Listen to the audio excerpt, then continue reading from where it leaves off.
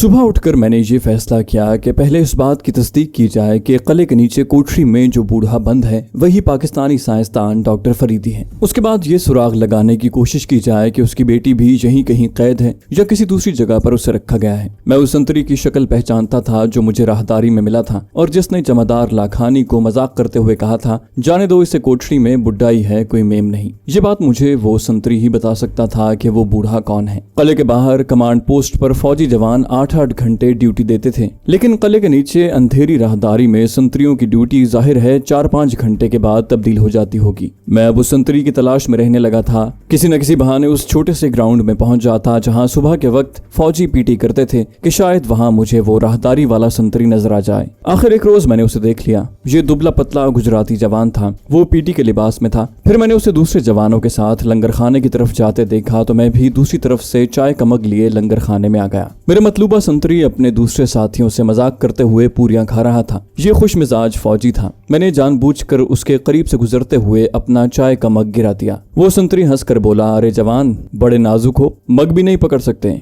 Rifle कैसे पकड़ोगे? फिर मेरी तरफ गौर से देखकर बोला, अरे तुम तो स्प्रे मैन हो, क्या रैंक है तुम्हारा? मैंने कहा, सर मैं तो कैप्टन सिंह साहब का अर्दिली हूँ, खास अर्दिली। उसने कानों पर हाथ रखकर कहा, अरे बाप रे बाप, फिर तो तुम्हें सैल्यूट मारना चाहिए मुझे। बाकी जवान भी हंस पड़े। मैंने मग में चाय भरवाई, केले के पत्ते पर 2 पूरियां और भाजी रखवाई और उसी संतरी के पास बेंच पर आकर बैठ गया और नाश्ता करने लगा। वो मुझे कोहनी मारकर बोला, यार अर्दिली बॉय, कैप्टन साहब से कहकर मेरा राशन बढ़वा दो। भगवान की कसम हूँ तो दुबला पतला मगर भूख बहुत लगती है। और वो खुद ही खिलखिलाकर हंस पड़ा। उस वक्त मैं उसके मजाक में शामिल हो गया, फिर उसे सलाम करके वापस चला आया। मैंने बहुत जल्द पता कर लिया था कि वो लांस नायक है और उसका नाम भगवा ठाकुर है। वो मरहट्टा था मगर दोनों जबानें यानी गुजराती भी रवानी से बोल लेता था। उसकी ड्यूटी दोपहर 1 बजे से शुरू होकर शाम 5 बजे खत्म हो जाती थी और वो बैरक में आकर चाय पीता था। एक दिन मैंने किले के अकबी बाग से ताजा अनानास तोड़ा और शाम को 5:30 बजे लांस नायक भगवा ठाकुर के पास बैरक में आ गया। वो अपनी खाट पर बैठा मरहटी अखबार पढ़ रहा था। चाय का मग स्टूल पर पड़ा था। मैंने जाते ही अनानास उसे दिया और कहा, ठाकुर जी,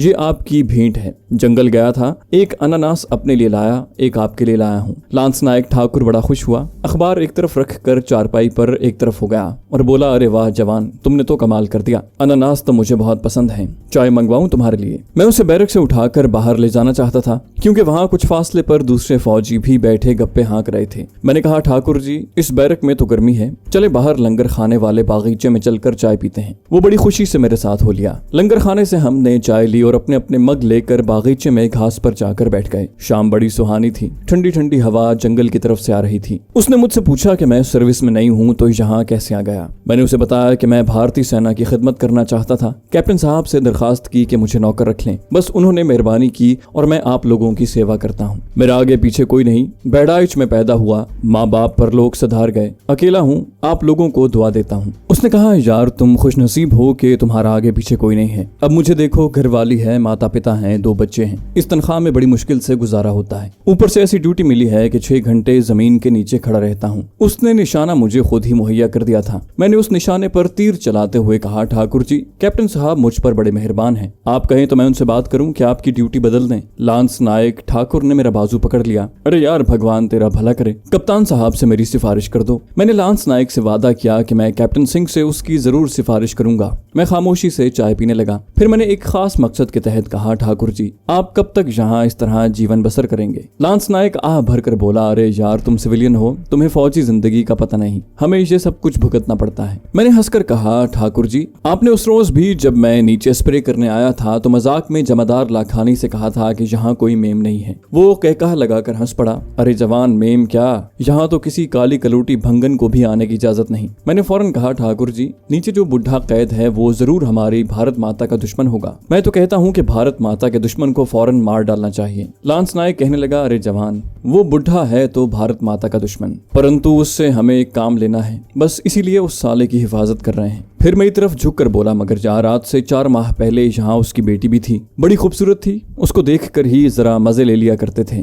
अब कमबख्त वो भी मंदिर वाले कैंप में भेज दी गई है। क्या करें, भगवान को हमारा सन्यासी रहना ही पसंद है। चाय और मंगवाऊं? उसने मुझे बड़ी इत्तला दे दी थी। इसके लिए मैं उसका जिस कदर भी शुक्रिया अदा करता कम था, मगर मैं उसका शुक्रिया अदा नहीं कर सकता था। मैंने पलट कर कहा, मंदिर वाला कैंप रखेलपुर वाला कैंप ही है ना? वो सिगरेट सुलगा कर बोला, अरे नहीं यार, रखेलपुर में कैंप कहाँ से आ गया? ये तो नीचे केर के जंगल में जो तालाब के किनारे टूटा फूटा मंदिर है वहाँ है। कैंप भी क्या है, बस एक मिलिट्री पोस्ट है। मैंने कहा, ठाकुर जी चाय लाऊं? और वो बोला, अरे तुम यहाँ बैठो, मैं लड़के को आवाज देता हूँ। उसने लड़के को आवाज देकर चाय लाने को कहा और मेरी तरफ झुक कर बोला, जवान पक्का वादा है ना, कैप्टन साहब से मेरी ड्यूटी तब्दील करने की बात करोगे? मैंने कहा, ठाकुर जी मैं पक्का वादा करता हूँ, अब वो मान जाए तो है। वो बोला, जरूर मान जाएंगे, तुम कह देना कि लांस नायक राहदारी की सर्दी से बीमार रहने लगा है। यार हम ये शिकायत नहीं कर सकते, तुम कहोगे तो शायद कैप्टन साहब के दिल में ख्याल आ जाए। मैंने कहा, मैं जरूर बात करूंगा ठाकुर जी, आप तो मेरे दोस्त बन गए हैं अब। मैंने हंसकर कहा। लांस नायक ठाकुर ने मुझसे जोर से हाथ मिलाया और मुझे सिगरेट निकाल कर दिया।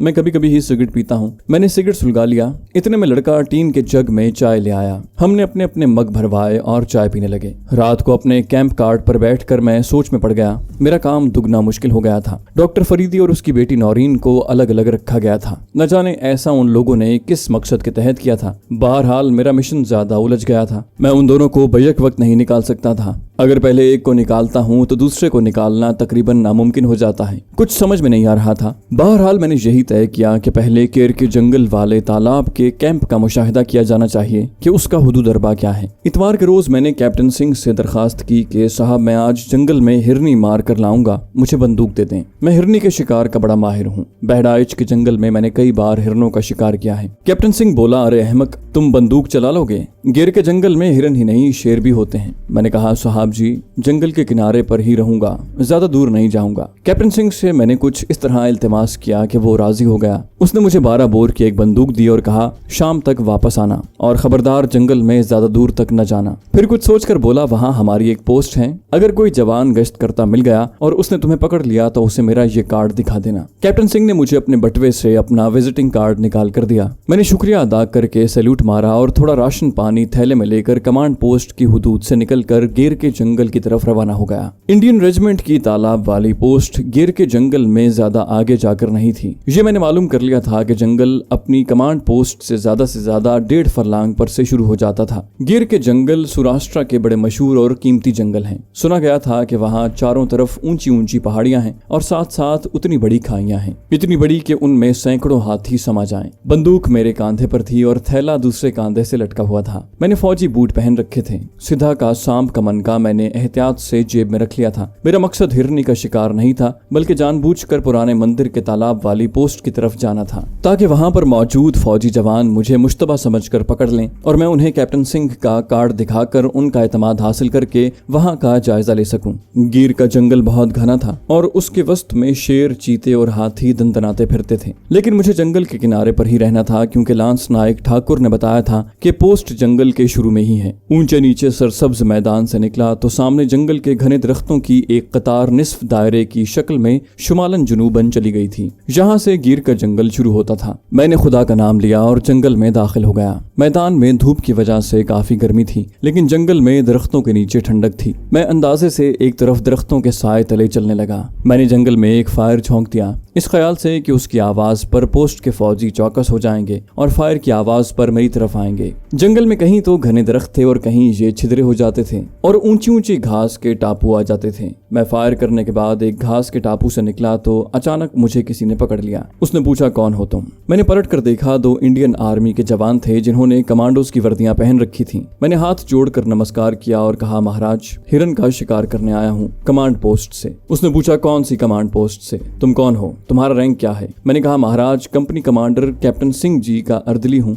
ये लीजिए उनका कार्ड। और मैंने जेब से कैप्टन सिंह का कार्ड निकालकर उन्हें दिखाया तो उन्होंने कार्ड देखकर मुझे वापस कर दिया और कहा, सूबेदार मेजर साहब के पास चलो। यही मेरा मंशा था। वो मुझे ऊंची घास के किनारे किनारे चलाते एक पुराने मंदिर के पीछे ले आए, जहां जमीन के अंदर एक बंकर बना हुआ था। बाहर एक संतरी स्टेन गन लिए पहरा दे रहा था। बंकर में एक मरहट्टा सूबेदार मेजर मेज पर बैठा कुछ लिख रहा था। फील्ड टेलीफोन उसके पास ही पड़ा था। उसने मेरी तरफ गौर से देखा। ये कौन है? संतरी ने कहा, सर ये कहता है कि मैं कैप्टन सिंह साहब का अर्दली तब्दीली हूँ, जंगल में हिरणों का शिकार करने आया हूँ। इसके पास कैप्टन साहब का कार्ड भी है। हाँ साहब जी। और मैंने कार्ड निकाल कर सूबेदार मेजर के सामने रख दिया। मुझे हिरन के शिकार का शौक है सर। आज इतवार की छुट्टी थी। कैप्टन साहब की इजाजत से उनकी बंदूक लेकर जंगल में निकल आया। उन्होंने मुझे अपना कार्ड भी दे दिया कि आपका कोई सिपाही मुझे अजनबी समझ कर न पकड़ ले। सूबेदार मेजर ने मुझे कोने में बैठने का इशारा किया। मैं कोने में बैठ गया। मेरी बंदूक उन्होंने मुझसे पहले ही ले ली थी। सूबेदार मेजर ने फील्ड टेलीफोन को घुमाकर किसी से कहा कि मुझे कैंप नंबर 1 के कंपनी कमांडर साहब से मिला दो। थोड़ी ही देर बाद कैप्टन सिंह से उसका राब्ता हो गया। सूबेदार मेजर ने मुझसे मेरा नाम पूछकर कैप्टन सिंह को मेरे हुलिये समेत बताया। फिर उसके चेहरे पर इत्मीनान की झलक नमूदार हुई और यस सर कहकर रिसीवर रख दिया। फिर मेरी तरफ मुतवज्जे होकर बोला, कैप्टन साहब ने मुझे तुम्हारे बारे में बता दिया है, मगर तुम्हें जंगल में नहीं आना चाहिए था। यहाँ आजकल एक आदमखोर शेर आया हुआ है। फिर उसने अपने संतरी से कहा, नायक जाओ, इसे चाय पानी वगैरह पिलाओ। मैंने सलाम किया और नायक के साथ बंकर से बाहर आ गया।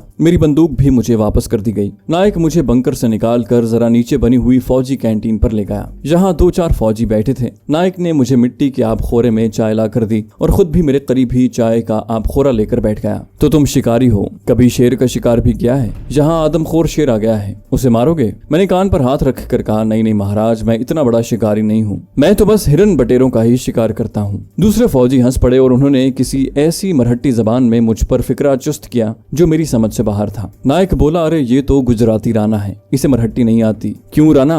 मैंने हवन्नकों की तरह मुस्कुरा कर कहा, हाँ जी, मैं तो गुजराती हूँ, गुजराती और हिंदी ही जानता हूँ। साथ ही साथ मेरी तेज निगाहों ने देख लिया था कि कैंटीन से थोड़ी दूर नशेब में दीवार के दरख्तों के नीचे एक ढलानी छत वाला छोटा सा कमरा था, जिसके सामने 2 संतरी स्टेन गन्ने उठाए बीड़ी पी रहे थे। साफ लग रहा था कि इस कमरे को बने ज्यादा दिन नहीं हुए। ऐन मुमकिन था कि डॉक्टर फरीदी की बेटी नौरीन इसी क्वार्टर गार्ड में बंद हो। इस क्वार्टर गार्ड के पीछे दरख्तों के तनों में दिन की रोशनी में पुराने तालाब की सतह चमकती नजर आ रही थी। यकीनन नौरीन कमरे में बंद थी। मैं खामोशी से चाय पीता रहा और नायक मेरी बंदूक को उलट पलट कर देखने में लगा रहा। कैप्टन साहब ने बंदूक बड़ी उम्दा रखी हुई है राना। मैंने कहा, यस सर, हमारे कैप्टन सिंह साहब बहुत उम्दा आदमी हैं। दोपहर का खाना उन फौजियों ने मुझे वहीं अपने साथ खिलाया। उन्होंने मेरी इसलिए भी आओ भगत की कि मैं उनके कमांडिंग ऑफिसर का खास अर्दिली था। मैं उनमें घुल मिलकर बातें करने लगा। एक फौजी से जब मैंने बड़ी बेनियाजी से पूछा कि वो छोटा कमरा सूबेदार मेजर साहब का क्वार्टर है, उसने हंसकर कहा, राना जी, क्वार्टर गार्ड है। एक पाकिस्तानी जासूस औरत वहाँ कैद है। मैंने कहा, तो उसे शूट क्यों नहीं कर देते? वो तो भारत माता की दुश्मन है। इंडियन फौजी बोला, हमें क्या मालूम, ये ऊपर वाले जाने। मैंने बात का मौजू बदल दिया। इस बात की तस्दीक हो गई थी कि इस क्वार्टर गार्ड में डॉक्टर फरीदी की बेटी नौरीन ही बंद है। शाम होने से पहले पहले मैं कमांड ऑफिस में वापस आ गया। रास्ते में मैंने 2-4 जंगली मुर्गियों का शिकार कर लिया ताकि कैप्टन सिंह को पेश कर सकूं। मेरा मिशन बड़ा पेचीदा हो गया था। मैं एक ही वक्त में ऐसे 2 आदमियों को वहां से नहीं निकाल सकता था जो अलग अलग जगहों पर कैद हों। रात भर इसी उधेड़-बुन में रहा कि क्या करूं। दिन निकल आया। जरूरियात से फारिग होकर दफ्तर गया तो कैप्टन सिंह अभी नहीं आया था। बरामदे में एक फौजी स्टूल पर बैठा अखबार पढ़ रहा था। मैं उसके करीब से गुजरा तो वो बोला, क्यों अहमद भाई, कल शेर का शिकार किया? फिर सुना है गिर के जंगल में आदमखोर शेर आया है। मैंने बेदिली से जवाब दिया, ठाकुर, मैं तो जंगली मुर्गियां मारकर लाया था 2-4। उसने तंजन कहा, अरे तुमसे तो ये औरत अच्छी है कि जंगल में दंदनाती फिर रही है और आदमियों को दानों की तरह भून रही है। मैंने पूछा, कौन औरत? संतरी ने अखबार मेरी तरफ बढ़ा दिया। गुजराती पढ़ लेते हो, ये खबर पढ़ो। गिर के जंगलों में डाकू रंगनी ने तहलका मचा रखा है और कई जागीरदारों का खून कर चुकी है। ये नाम सुनते ही मेरे जिस्म को जैसे बिजली का झटका सा लगा। मैंने अखबार पर अपनी नजरें जमा दी। अखबार पर एक बड़ी सुर्खी के साथ ये खबर लगी थी कि एक डाकू औरत, जिसको लोग रंगनी डाकू के नाम से याद करते हैं, इन दिनों गिर के जंगलों में अपने गुरोह के साथ छुपी हुई है। खबर से मालूम हुआ कि सौराष्ट्र के देहाती इलाकों में उसने कई जागीरदारों और साहूकारों का खून कर दिया है और पुलिस की पार्टियां उसे तलाश कर रही हैं। मेरा दिल जोर से धड़क रहा था। ये सिद्धा के सिवा और कोई औरत नहीं हो सकती थी। वो मुंतकिम मिजाज औरत थी। कैद के दौरान पुलिस ने जरूर उस पर तशद्दुद किया होगा, जिसके रद्द-ए-अमल में वो डाकू ही बन सकती थी। अब मेरा दिल सिद्धा से मिलने के लिए बेचैन हो गया। मेरा जहन किसी और अंदाज से सोचने लगा। पाकिस्तानी डॉक्टर फरीदी और उसकी बेटी के फरार के सिलसिले में मैं सिद्धा से मदद ले सकता था। सिद्धा को मेरे बारे में सब कुछ मालूम था, लेकिन चूंकि वो मुझसे मोहब्बत करती थी, इसलिए उसने मेरे तमाम ऐब नसायब गवारा किए थे। मैंने अखबार संतरी को वापस किया और नल पर जाकर आग बुझाने वाली बाल्टियों में ताज़ा पानी भरने लगा। मेरा दिमाग तेजी से काम कर रहा था और मेरे लिए अब लाजमी हो गया था कि मैं यहाँ से किसी तरह गिर के जंगल में जाकर सिद्धा से मिलने की कोशिश करूं। इसका तरीक़ेकार यही था कि मैं अपने तौर पर जंगल में निकल जाऊं और सिद्धा से मिलने के बाद दूसरे या तीसरे दिन वापस आऊं। कैप्टन सिंह से ये बहाना बना दूं कि मैं जंगल में रास्ता भूल गया था। कैप्टन सिंह की बंदूक मैंने उसे वापस कर दी थी। अगर शिकार के लिए बंदूक लेने बैठता हूं तो मुझे अगले इतवार यानी छुट्टी के दिन का इंतजार करना पड़ता और इतना वक्त मेरे पास नहीं था। हो सकता था कि हफ्ता भर के बाद सिद्धा इस इलाके से चली जाए क्योंकि पुलिस उसका पीछा कर रही थी। अगरचे गिर के जंगल इतने घने और हौलनाक थे कि वहां अगर कोई साल भर भी छुपा रहे तो पुलिस के सिपाही उसका खोज नहीं लगा सकते थे। फिर भी मैं हफ्ते की मोहलत नहीं देना चाहता था। चुनांचे दूसरे दिन मैंने सुबह सुबह पतलून और फौजी बूट पहने, सिद्धा का दिया हुआ सांप का मनका और एक चाकू जेब में रखा, एक थैले में डबल रोटी डाली और कमांड ऑफिस के पीछे वाली झाड़ियों को फलांगता हुआ घास के मैदान की तरफ चल पड़ा। अभी दिन पूरी तरह नहीं निकला था। मेरा रुख गिर के जंगल की तरफ था। सूरज के निकलने तक मैंने घास के मैदान को अबूर कर लिया और बेआबाद मंदिर के तालाब वाले फौजी कैंप नंबर 2 से दामन बचाता हुआ गिर के जंगल में दाखिल हो गया। बुलंद दरख्तों के छतनारों में से धूप की तिरछी किरणें छन छन कर नीचे आ रही थीं और दरख्तों में चिड़ियों की चहकारें गूंज रही थीं। मेरे लिए ये जंगल अजनबी था मगर दिल में अपने मिशन की लगन थी। इस लगन ने मुझे बेखौफ बना दिया था। वैसे भी एक तरबियत याफ्ता कमांडो की हैसियत से मेरा बेखौफ और सख्त जान होना एक कुदरती बात थी। मुझे कुछ मालूम नहीं था कि सिद्धा का ग्रोह जंगल में किस जगह छुपा हुआ है, लेकिन मैं चला जा रहा था। अपने मिशन की अहमियत और सिद्धा से मिलने का इश्तियाक मुझे आगे ही आगे लिए जा रहा था। मुझे इस हकीकत का भी एहसास था कि इस जंगल में एक आदमखोर शेर ने भी तबाही मचा रखी है। मैं बड़ा मोहतात होकर चल रहा था। मुझे मालूम था कि जब तक दरख्तों पर परिंदे बोल रहे हैं और इधर उधर से बंदरों वगैरह के बोलने की आवाज आ रही है, मैं कम से कम शेर से महफूज हूँ, क्योंकि शेर की मौजूदगी सबसे पहले उन परिंदों और बंदरों वगैरह के मुंह पर मोहरे खामोशी सब्त कर देती है। शुरू में जंगल छिदरा छिदरा था, फिर वो घना हो गया। दरख्तों के तने साथ साथ उगे थे और बीच में झाड़ियां ही झाड़ियां थीं। मैं अब कमांडो बनकर उस जंगल में से गुजर रहा था। एक दो जगह पर मैंने जहरीले सांप भी देखे जो मेरे फौजी बूटों की धमक से घास में से निकलकर रेंगते हुए झाड़ियों की तरफ चले गए। मेरे पास सिद्धा का दिया हुआ मनका था, इसलिए मुझे सांप के डसने की ज्यादा फिक्र नहीं थी। हाँ, आदमखोर शेर का खौफ दिल में जरूर था, लेकिन अभी तक दरख्तों पर परिंदे बोल रहे थे और इधर उधर से बंदर के खू खू करने की आवाज भी आ जाती। खुदा खुदा करके जंगल का घनापन खत्म हुआ और मैं एक वीरान मैदान में निकल आया।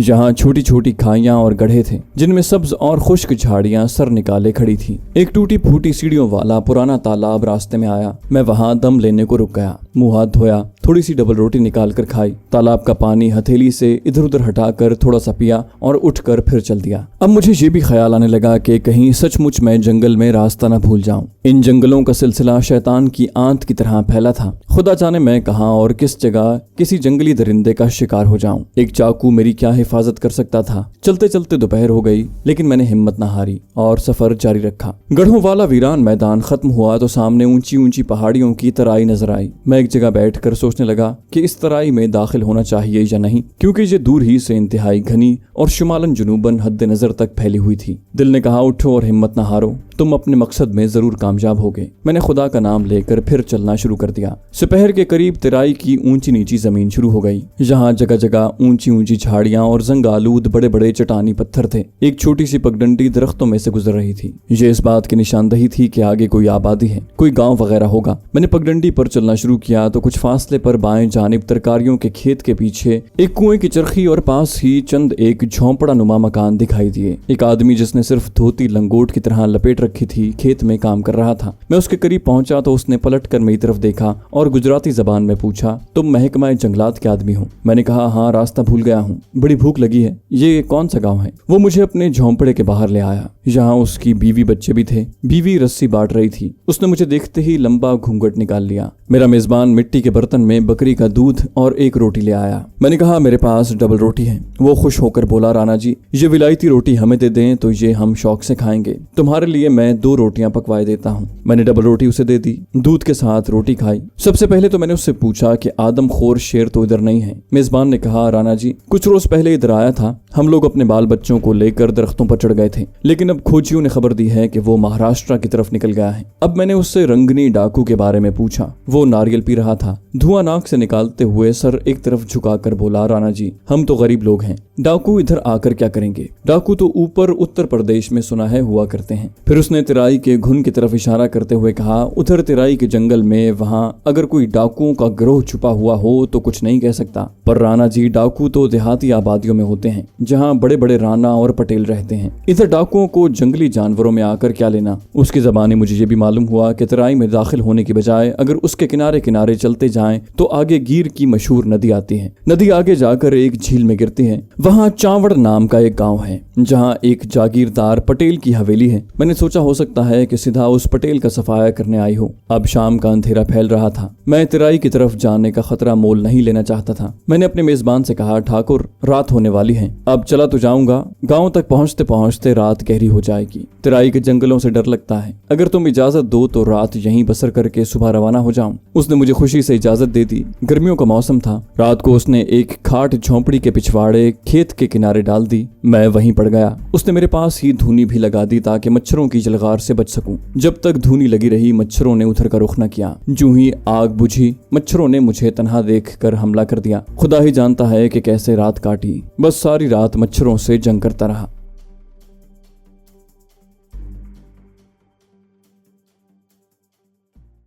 तो दोस्तों ये थी हमारी आज की एपिसोड। उम्मीद करते हैं आपको हमारी कहानी पसंद आई होगी। जाने से पहले इस वीडियो को लाइक कीजिए और शेयर करना मत भूलिए। कमेंट करके हमें बताइए कि आपको हमारी वीडियो कैसी लगी, और अगर अभी तक आपने इस चैनल को सब्सक्राइब नहीं किया तो इसे सब्सक्राइब कीजिए और बेल आइकन दबाकर ऑल नोटिफिकेशंस ऑन कर लीजिए।